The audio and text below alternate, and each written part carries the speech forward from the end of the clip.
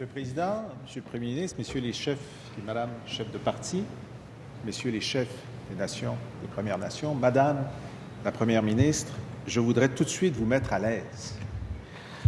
Je suis le chef d'un parti qui souhaite que le Québec devienne indépendant. Et pourtant, je suis très heureux de vous recevoir dans cette Assemblée. Parce que nous sommes voisins, pour toujours, quoi qu'il arrive. Et nous avons intérêt à nous connaître, à nous comprendre et à maximiser nos coopérations. Il n'y a pas que la géographie qui nous condamne à la bonne entente. Il y a les décisions croisées de nos entrepreneurs et de nos consommateurs. Savez-vous que si le Québec devait disparaître comme par magie demain, l'Ontario compterait 1 demi-million de chômeurs de plus? Je ne vous le souhaite pas. Oui, car 500 000 salariés ontariens dépendent de nos achats. En fait, l'économie ontarienne dépend davantage du marché québécois que le Québec du marché ontarien.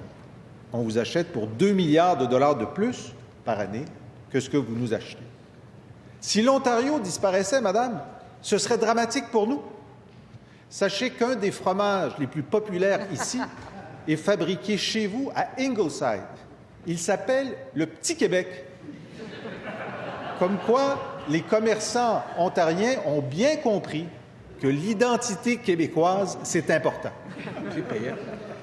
J'espère que l'usine est d'ailleurs alimentée par de l'électricité québécoise.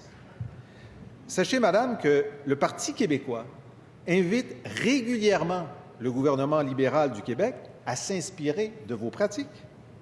Lorsque vous faites de grands achats pour le transport en commun, vous exigez 25 % de contenu local.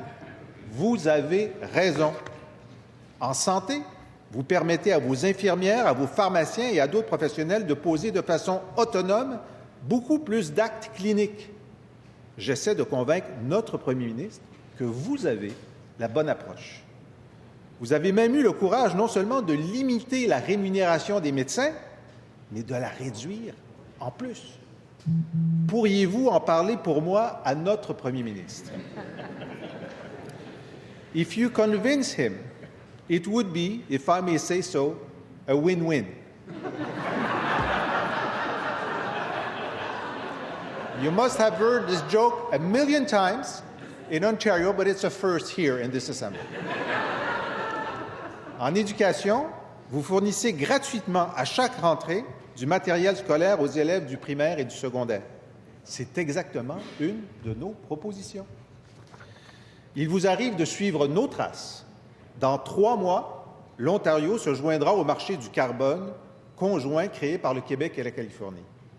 Nous en avons discuté tout à l'heure lors de notre rencontre. C'est une excellente nouvelle, car lorsque l'Ontario, le Québec et de grands États américains additionnent leurs forces pour la protection de l'environnement, leur poids est considérable et peut être déterminant pour le continent.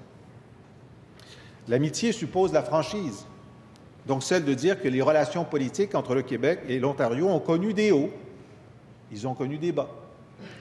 C'est ensemble qu'en 1837, nos patriotes ont versé leur sang pour la démocratie et contre l'arbitraire britannique. En 1940, c'est contre notre gré que le Québec a été intégré dans une union injuste. Je note au passage que les Québécois n'ont pas eu le choix à l'époque d'assumer la dette de l'Ontario. Je n'ose même pas vous dire, Madame, à combien s'élèverait cette vieille créance en dollars de 2017. Malgré tout, dans cette union, c'est ensemble, avec notre Lafontaine et votre Baldwin, que nous avons obtenu le gouvernement responsable, un énorme gain collectif. Dans les années 1930, 1940 et 1960, vos premiers ministres, Hepburn, Drew et Robarts, ont été des alliés du Québec contre les efforts de centralisation d'Ottawa. Malheureusement, l'Ontario ne fut d'aucun secours au Québec lorsque Pierre Trudeau a décidé d'imposer, en 1982, une constitution qui réduisait nos pouvoirs, en particulier en éducation et en langue.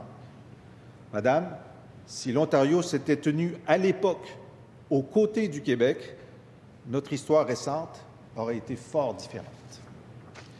Pour citer le document publié ce printemps par l'actuel premier ministre du Québec, ce coup de force historique fait en sorte que politiquement et légalement, les Québécois sont en exil dans le Canada. Je sais que la rectitude politique voudrait que l'on cache dans ses discours les sujets qui choquent. Mais alors, Madame la Première ministre, si on ne peut pas en parler dans les moments qui comptent, quand doit-on les aborder? Notre Premier ministre a encore espoir qu'un jour, la nation québécoise soit reconnue dans la Constitution du Canada. Vous, chef du gouvernement de la province la plus importante du pays, lui avez déclaré que pour la conversation, vous êtes partante, mais que cela ne faisait pas partie de vos priorités à court, à moyen ou à long terme. Vous avez été ferme, mais poli. C'est déjà mieux que le premier ministre Justin Trudeau, qui a été ferme, mais impoli. J'estime qu'il faut se rendre à l'évidence. Nous avons atteint sur cette question un point de non-retour. La seule façon pour le Québec de se faire reconnaître comme nation, c'est de se déclarer comme tel en devenant indépendant. Nous sommes voisins pour toujours. Nous l'étions quand nous nous appelions le Bas-Canada et le Haut-Canada. Nous l'étions dans l'Union. Nous le sommes dans la Fédération. Nous le serons demain si le Québec devient un pays. Et ce jour-là, chère voisine, le Québec sera toujours votre deuxième partenaire commercial. Il mangera toujours du petit Québec. Il donnera toujours du travail à 1,5 million de vos salariés. Vos électeurs vont continuer à adorer Céline Dion et Arcade Fire, et les nôtres à remplir les salles de Shania Twain et de Drake, et à suivre les matchs canadiens Maple Leafs. Nos jeunes mariés continueront à admirer vos chutes du Niagara et les vôtres à se promener en calèche dans le Vieux-Québec. Et ce sera toujours avec grand plaisir que l'Assemblée nationale recevra la chef du gouvernement ontarien. Merci.